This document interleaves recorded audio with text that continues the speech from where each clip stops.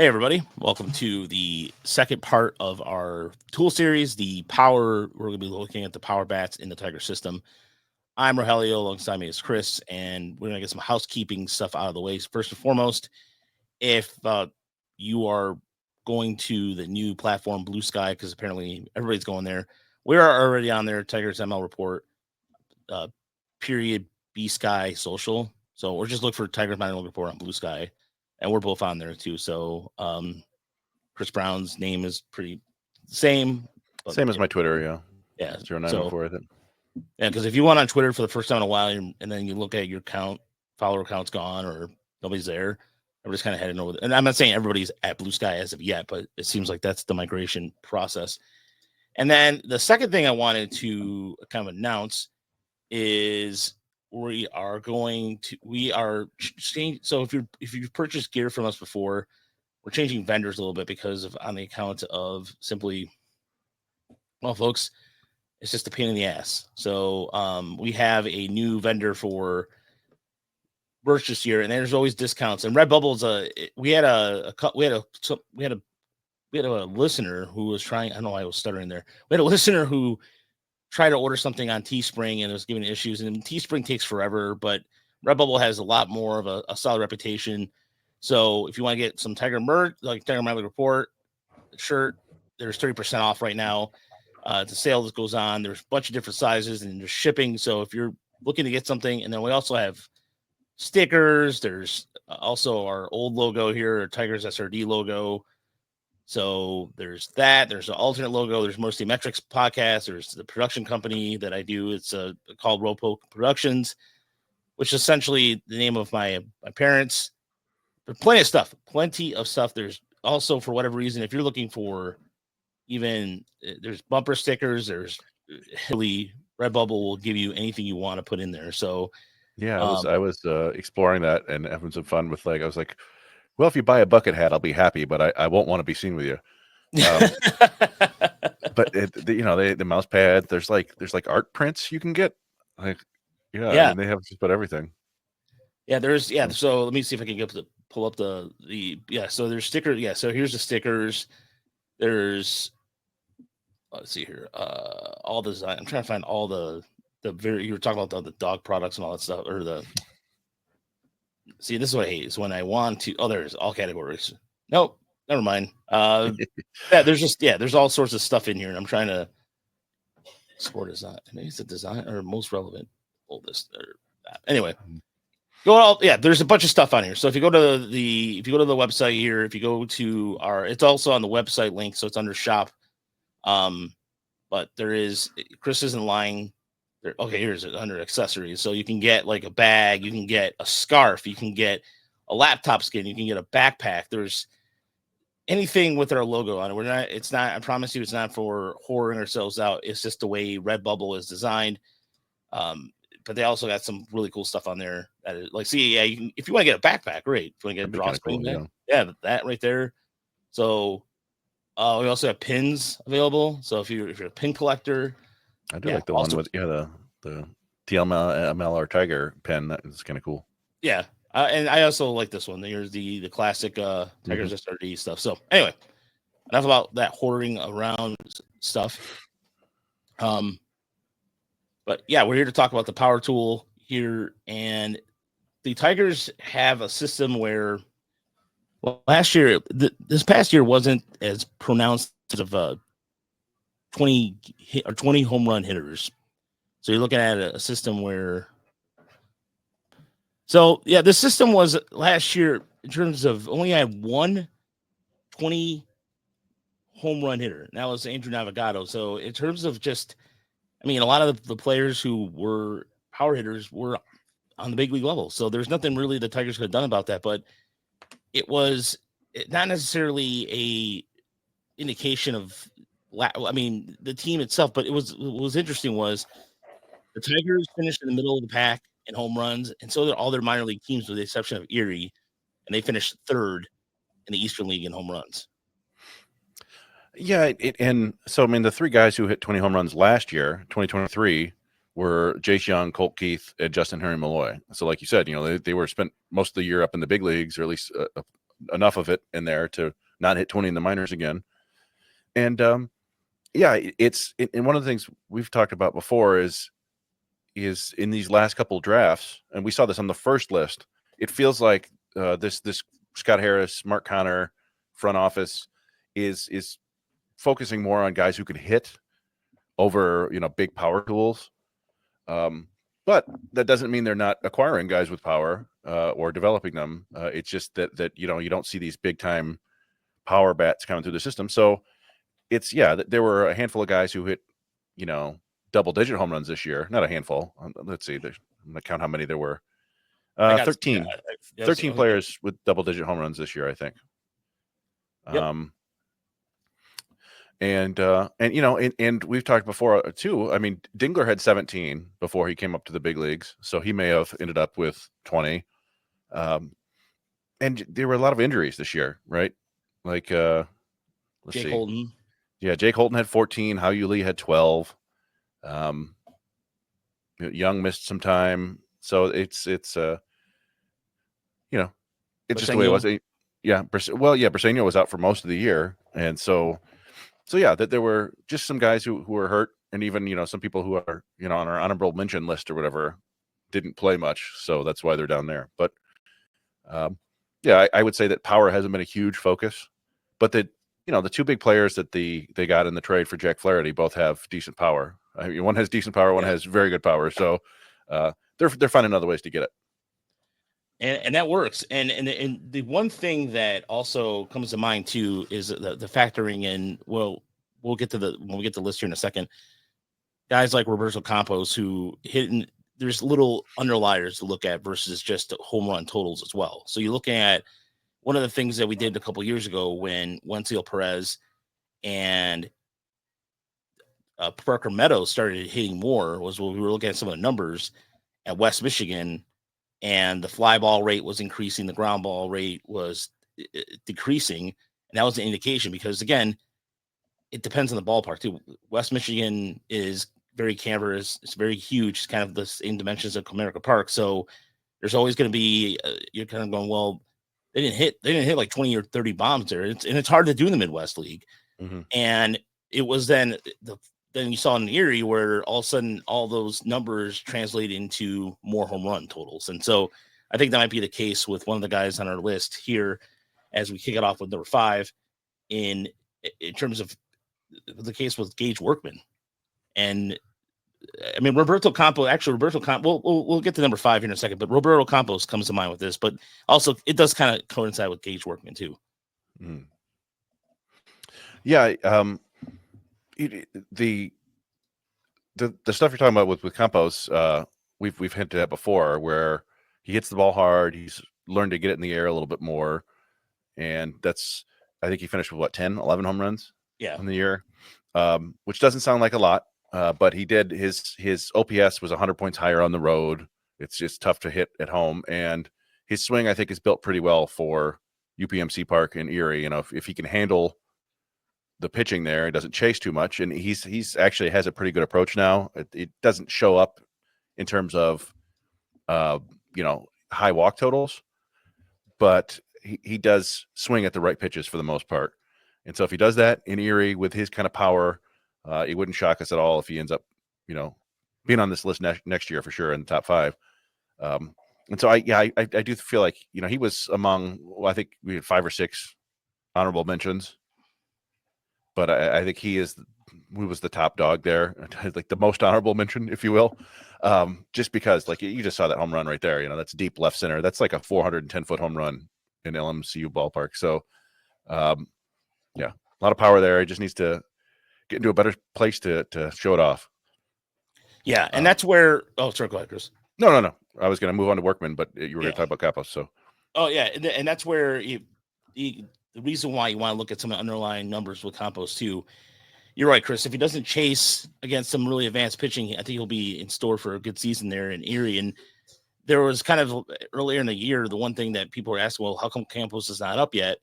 To be fair, I mean, Erie was a very veteran team in terms of the outfield. And I think it was the right thing to do to keep Campos there. There was no reason to rush him, especially when I think he just turned 21 this year. And so again, people are like, well, he's been there for a couple of years. Well, it's his age. It's not like he's 24 and at West Michigan. It's a different kind of set of scenario there, or it's a different set of circumstances for Campos. And so, and that kind of leads into number 5, actually, Engage Workman, because he's been under a lot of different. I mean, this is a guy who, if you talk about a guy who's been one of the most, I guess, I don't like using the word polarizing, but I mean, what other word can we describe with this? I mean, it is kind of interesting to see his story arc as far as development goes, because this is a guy who was on the development list at one point. He has been, I mean, he was considered like a very highly regarded prospect when he was drafted, and he is now the all-time leader in Erie in steals, and he's been there for a while. But there's some numbers that indicate, you know, he was under 30% strikeout rate for the first time since his debut season. He led the Eastern League in pretty much in a lot of offensive categories. But in terms of raw power, when he does get a hold of one, his swing mechanics allow that to just unleash. And I think also this is the year where he finally batted from strictly from the left-hand side. His best side. Yeah, I mean, he's a tool shed, and so that's the thing that's always been kind of tantalizing with his raw ability. And the big question was always the hit tool and the swing and miss. And they worked with him a bunch. And as you said, he gave up batting right-handed because he was struggling mightily.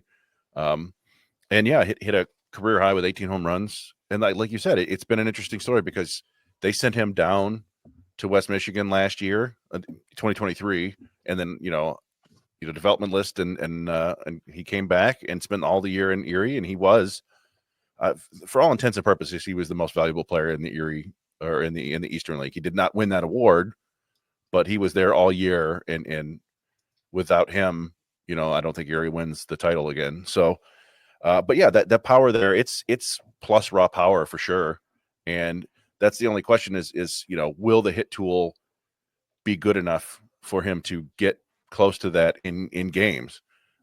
It's probably going to play down more like average power in games just because of the swing and miss. And we're going to find out real soon if the Tigers believe in him, because they have a chance to add him to the 40-man roster. So we'll see what's up with that. But can't argue with the raw power for sure. Yeah, especially when he has been able to, also in terms of like extra base power too. It was one of the Eastern League leaders in doubles too. So that's just something where he is able to he's a good gap hitter when he get hold of one. And so you're right, the Rule 5 decision coming up very soon. And so you have to wonder if he's going to be added and just sticking around in Toledo. And that kind of leads up to our next guy, number 4, in Jace Young. And Jace Young is a guy who we were talking about this before, about struggling with high velocity just velocity in general when he got to the major leagues. But down in Toledo, down in Erie, I mean, he led the team, he led the organization in home runs last year with, I believe it was 28 or 29 home runs. And he has a very good swing for that. His swing mechanics allow him to just really, when he clears his hips a little bit, if you look at that swing, just boom, he can barrel it up pretty well. And this year, again, it's going to be an adjustment for him when he gets to the big league, or stay in the big leagues or so. But a lot of good power here from Jace. Yeah, and that was kind of the his calling card coming out of Texas Tech was that he was a big time power threat, and it really showed up in 2023. And this year, for the first half of this year, he was continuing right along, and then he had a wrist injury, and I want to say maybe he was gone for 2 weeks or so, 3 weeks, came back, maybe hit 1 or 2 more home runs in Toledo, and then came into the big leagues, and he didn't hit any homers in the big leagues. So I can see why some people might be like a little skeptical, like, oh, I don't really. But yeah, I mean, he's got, it's interesting because he doesn't, like, his exit velocities aren't crazy high, right? But it's just like you said, it's the swing. It's kind of built for backspinning the ball and lofting it in the air, and he got really good at pulling the ball, which is a good idea, if you're going to want to hit for power. So I think he's got a chance to produce above average game power, but as you said, he's going to have to make that adjustment to deal with elite velocity at the big league level, because that's the kind of the big Achilles heel right now, and we'll see if he can do it. Yeah, I mean, and also I think to be fair, to give them the benefit of the doubt, you're adjusting to a new position and playing third. And I don't care what anybody says. I'm sure if you ask any big leaguer, yeah, we're just two amateur guys. That's gonna be that's a mental adjustment too, because you're learning a new position all while doing your same old. I mean, hitting. You're doing the same thing when you hit, but you're playing defense, and so it's a lot in the mental process, a lot to mentally process. So I'm gonna give him the benefit of the doubt a little bit on that too. Yeah, I agree with you. Yeah. So number three is a kind of like or not in terms of like a household name prospect, but he was at one point, and we've talked about him a couple times on. I feel like he's been around.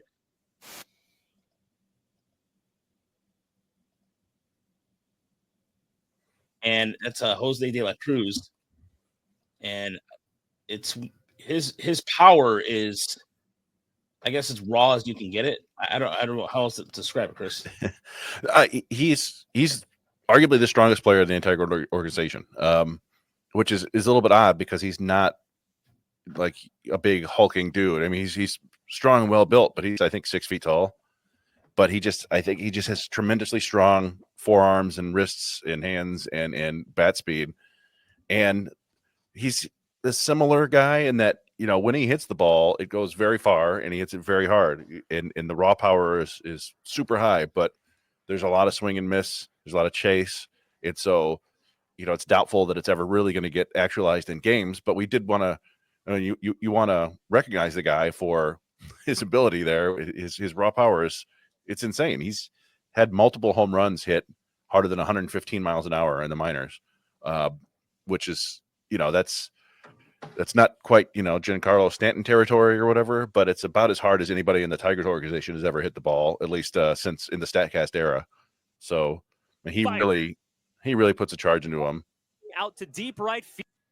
Yeah, there's I mean, that's not that really. That's just an example, just putting it over. But still, if you look at his size, he has gotten a little bigger since, and he's an international signing that signed, I believe, in that internet, was it 2018? That sounds about right. 2018, 2019. Yeah. The class before Roberto Campos, I think. Yeah. And I mean, here's an example of, let me see if I can pull up the swing here. And in terms of how loud it can actually get, when he does get a hold of one. And I want to, the reason why I wish this is something this year we're going to hopefully get more of this kind of angle. And as soon as I pull it up here. So I'm glad we're not doing this live. All right, I'm looking.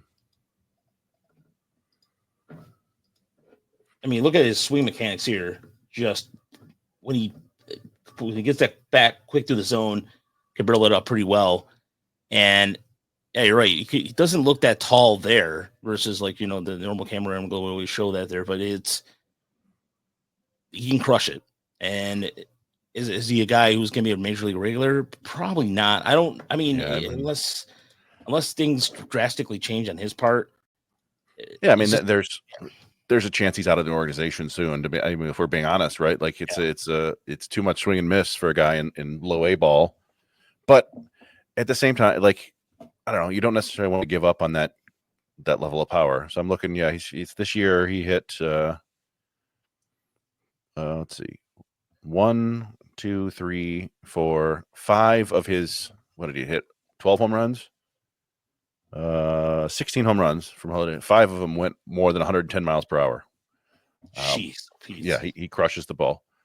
So there's that. If you can ever keep him in the zone, then you've got something. But that's a big F, which is pretty fortunate for the top 2 players on this list that's not a concern at all. And that's part of what makes them very, very exciting. Yeah, and this is where, so for number 2 is Jose Briseño. Put him at number 2 there. Yep. Yeah, Jose Briseño is. So here's the thing: like we have to put this caveat in there. So this is a guy who just won the Triple Crown in the Arizona Fall League. So you're asking yourself, in terms of where we have him on our list, we have him in the top 10. We've had him in the top 10 for a while now. So we always try to be proactive on trying to be ahead of the curve when it comes to these things, comes to these prospects. And it's one of those things where when you look at his swing mechanic, or you look at his swing, it's just a natural slide, natural glide. We talked about this. You talked about this in the hit tool. He was in the home run derby, but he wasn't trying to hit home runs. It just comes naturally off his bat. And a prime example of that is this swing right here a couple of days ago for his this home run right here. Was it the 10th? 10th home run. Opposite field blast. Yeah, and that was the 9th pitch of the at-bat. The pitcher had thrown every single pitch away from him. And he had fouled off, I think, 4 or 5 different pitches. And then that one was on the outside edge. It would have been called a strike, but it was the first one that was actually in the middle part of the zone, right? Like it wasn't up high or down low. It was away, middle, and he just poked it over the left field wall. It was like a 390-foot home run, 102 miles an hour off the bat. Yeah, I mean, that's the thing about him is that I don't want to say, I don't want people to get confused, right? When I say that it's kind of like Miguel Cabrera, where he is, I'm not saying he's the next Miguel Cabrera, but I'm saying the way his swing works is that he's a hitter first who happens to be incredibly strong, so he hits home runs. And he didn't in the regular season. He only hit 2, but we've always known that he's hit the ball really hard. And that's, as you said, I think he hit 5 home runs total in 2 rounds of the home run derby. He came in last because that's just not the way his swing is built. But when he gets into the games, he's trying to hit the ball hard, and he's strong enough that it goes over the fence. At least it has in Arizona, and we'll see what happens once he gets in the Midwest League. But I think it's plus raw power for sure, and he's going to get to most of it just because of his hitting ability. He stays in the zone, he doesn't chase, and he doesn't swing and miss a lot. So it's very promising there. So one thing I wanted to mention too, because Emily Walden did a really good job of asking him what he's done differently, and one of the things, this is back in August, if his footwork, he's been working on his leg work a little bit, and he's been practicing those mechanics in the Arizona Fall League, which could explain the really good numbers. And so if you look at the way, I mean, his front foot doesn't look as pronounced now than it did here back in August. So I'm going to see if I can find another example of that currently. But whatever those mechanical things he did, could be the case where he figured it out in the Arizona Fall League, and that's where we saw those numbers come out of. Yeah, and you wonder if a little of that is just trusting his knees.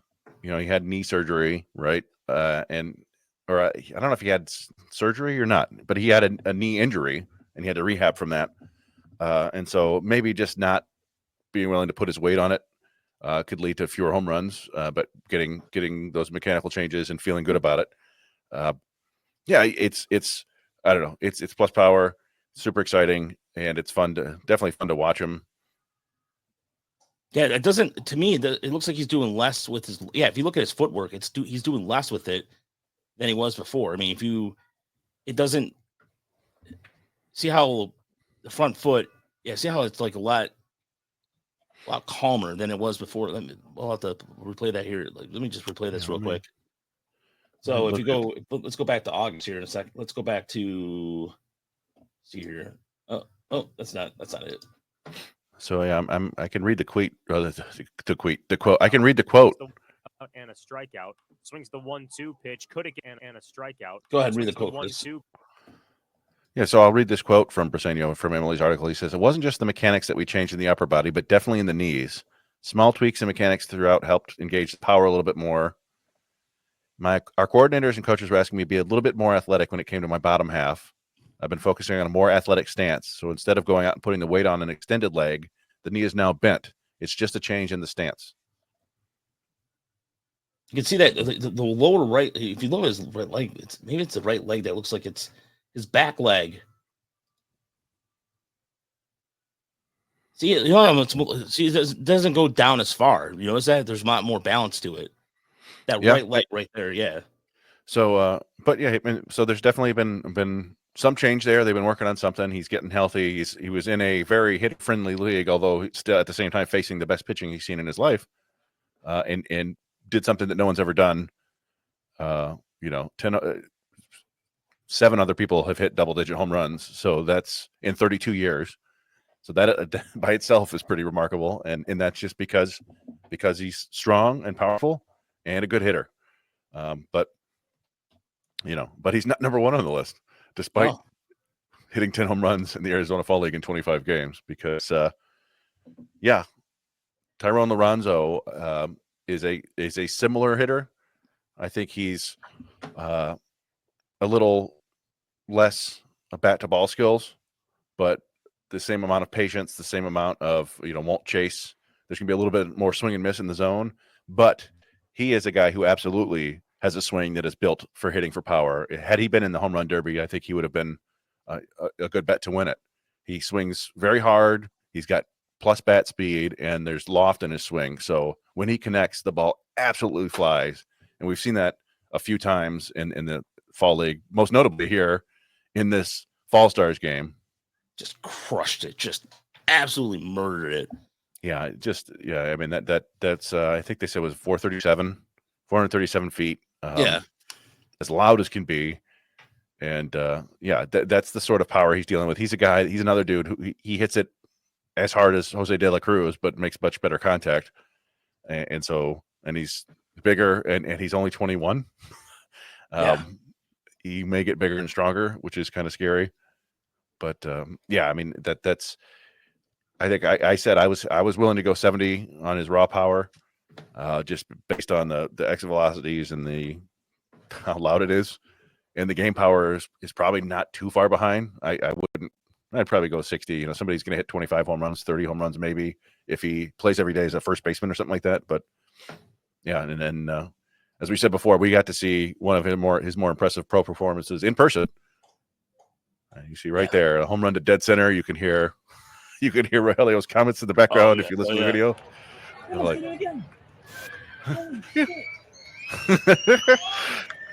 He almost did it again. Yeah, that was the double. I mean, he's an impressive offensive player for sure. Yeah, and that's where you look. I mean, here's the thing: with him, when we saw him in person, that's just right there. He did it again. That's the first one. Oh, that's the first one, but I think the second one's playing too. Yeah. Holy shit. So, that was that was dead center in Lansing. Very, very impressive power hitter, and he's going to be in Erie next year, and he might hit 25 home runs in the Eastern League. Yeah. And here's the thing: we've seen a lot of wacky things in Lansing. I don't know what it is about that stadium at Jackson Field, but we've seen a lot of weird things there. I mean, we've seen Isaac Pacheco hit some monster bombs. We've seen Cole Keith also hit pretty well, but I've never seen somebody hit that far to the center. There was I think there was somebody who hit. Was it Patrick Lee hit one to the left? That was a bomb too. But as far as dead center, you don't see that very often from the Tigers side of things. I know that I think the Oakland had that Cuban player, Armenteros that had a pretty. I think he had one pretty deep to center, but he's no longer playing baseball, or I don't think he's longer in the system anyway. But when Theron came over, the whole process was. I remember even Adam and Jesse were saying it's a completely different hitter than when he was with the Dodgers, because at Rancho Cucamonga for the Dodgers last year, I think he had 20 to 25 home runs. So the power was there, and it got him on the futures game. But then again, it goes to the Midwest League, and this is a prime example of the Midwest League doing things there's an adjustment period to it. That's exactly what happened here. Yeah, and it's still a little bit confounding what happened. Like, as you said, 24 home runs last year in 94 games as a 19-year-old in low A ball. So he comes to Great Lakes, and 74 games, hits just 7 home runs. The ISO in 2023 was 290, and this year it was 136, hitting 220. So he was just not performing well offensively. And then it was like night and day as soon as he joined the Whitecaps. 5 home runs in 26 games, ISO back up to 247, hit 315. And, I think he only played 15 games in the Arizona Fall League. He was catching out there. And I don't know if, sometimes guys are kind of on the taxi squad, so they only play every third game or something like that. But he hit I think 2 more in the regular season and that, monster home run in the All-Star game. And yeah, I mean, it seems completely legit. Like, that power is going to travel no matter where, and it's from both sides of the plate too, which is pretty remarkable. Yeah, and he's got that extremely good hitting tool already, where he has that natural loft to his swing too, as well. If you notice that, it does seem like he is be able to hit the ball pretty well in the gaps. So that's it's a plus for him. And so he's also in the top 5 for hitting. And it's to come to no surprise, really, for the Tigers. It's just in the nick of time too. And this is where that trade probably comes in handy, because without him, they really don't have. I mean, outside of Briseño, they really don't have a lot of power currently right now in the system. I mean, he really definitely heightens their profile. Yeah, for sure. I mean, it's a need. It was a definite need in the system for they've got guys at the big league level now. You know, Carpenter has plus power, and Green has plus power, and Torkelson has great raw power. He hasn't gotten to it in the games, and Keith has good power. So they've got the power up there. But as you said, in the system, it's kind of thin. There's not a whole lot of big time power bats, and that's how you end up with what Navigado hit 21 home runs, but he was just kind of in our honorable mentions because it's not huge power. Honestly, it's he's hit well in games, and that was a career high for him last year. But I don't know that I would go, even above average power for him. Dingler, I think, does have plus raw power. It's just the hit tool. Like I don't think he'll ever really. He may, a couple of years down the line, have a Jake Rogers 20 home run season or something like that. But it's tough to know. You got to hit home runs. Hao-Yu Lee, probably average power, but was probably going to come close to 20 home runs this year. And if he learns to pull the ball a little bit more, leans into that, and he seems pretty aggressive like that, then he may top 20 home runs in a season. Chris Myers does crush the ball. He hits it very far. I think we've made the comparison before. He kind of reminds me of Josh Lester, who was in the Tiger system, hit 30 home runs a couple times in the minor leagues. Big time power from the left side. Myers has that level of power. It's just, again, the overall hit tool is not quite there. And then Trey Sweeney. Let's go ahead. And then I was just gonna finish with Trey Sweeney, who hits the ball very hard. It's his average exit velocity is very high, but it's too often on the ground. Now, when he catches the ball, it can go out to any part of the ballpark, which is impressive. But he needs to tweak his swing if he can, and he may not be able to. I mean, if the Yankees and the Dodgers are trading you, they might just think that that's not going to work. But the power is in the bat. You just need to figure out how to tap into it a little bit more. Yeah, and the consistency on his part too. I mean, you look at you look at his numbers in Oklahoma City, and he got better at Toledo, which is usually the opposite, because in the Pacific Coast League, it's more of a hitter-friendly league than it is the International League. But he started hitting really hard with hard contact in Toledo. As far as Chris Myers goes, he's just a little bit more of the athletic version of Josh Lester, because he has the ability to play the outfield, and that could help him to secure a spot in the future, whereas Lester was kind of limited to the infield. So yeah, I don't know if Lester did play the outfield. He played third base. I remember seeing him at Toledo, but I don't remember if he played the outfield or not. But he was playing. He played both corner spots, right? Yeah. Okay. But Lester eventually made it to the big leagues with another team. It just and Myers may do that as well. It's just, like you said, it's the hit tool is the question there. But I was looking at last year's list too, just for fun. We said we had Keith, Young, and Malloy were our top 3 last year. Myers was 4th. Brady Allen was 5th. Allen didn't make it this year. I'm looking at the honorable mentions last year. Parker Meadows, Pacheco didn't get it this year. Dingler, De La Cruz, Bigby, Leonard. Future projection: Josue Briseño, Christian Santana and Clayton Campbell. Clayton Campbell got off to a really good start, and then he just kind of faded a little bit. Yeah, and Santana has plenty of power, but he's got 3 years in low A without hitting over like 180 or whatever. So I don't know. In this year's honorable mentions were again, it's pretty. These are guys that are pretty dang far away. One of the main ones was Bryce Rayner, though, their top pick this last year, and he's a guy who could grow into really impressive power. He's already got the ability to backspin the ball to the opposite field as a 19-year-old hitter, which is impressive. And it's kind of, for him, It's how much will he hit, and will he develop the ability to pull the ball more? Because he's kind of a center to left field hitter right now, but there's plenty of power in that bat, and he's only going to get bigger and stronger. Yeah. And he's already kind of built for his age too already. I mean, he's got pretty progressive size. So next up on our tool list will be the speed tool. And I know that's kind of a hard one to do in a way, because you think about like some, Steph Stevenson qualifies too, but also there's a lot more to it. There's a base, to me, at least as a base runner, is how you use your speed. You can be a little slow, but you can have a quick first step. And like, one of the fastest guys I've ever seen that could just kind of glides on base is Parker Meadows. And so, but he doesn't look like a speed guy. Comparatively speaking, like for example, Steph Stevenson had the reputation of had a lot of speed. Parker Meadows was more known for his size. But either way, they'll be next up on our series. As there's also going to be the guys just posted a podcast talking about the Tarek Skubal thing, or the whole contract negotiations, what have you.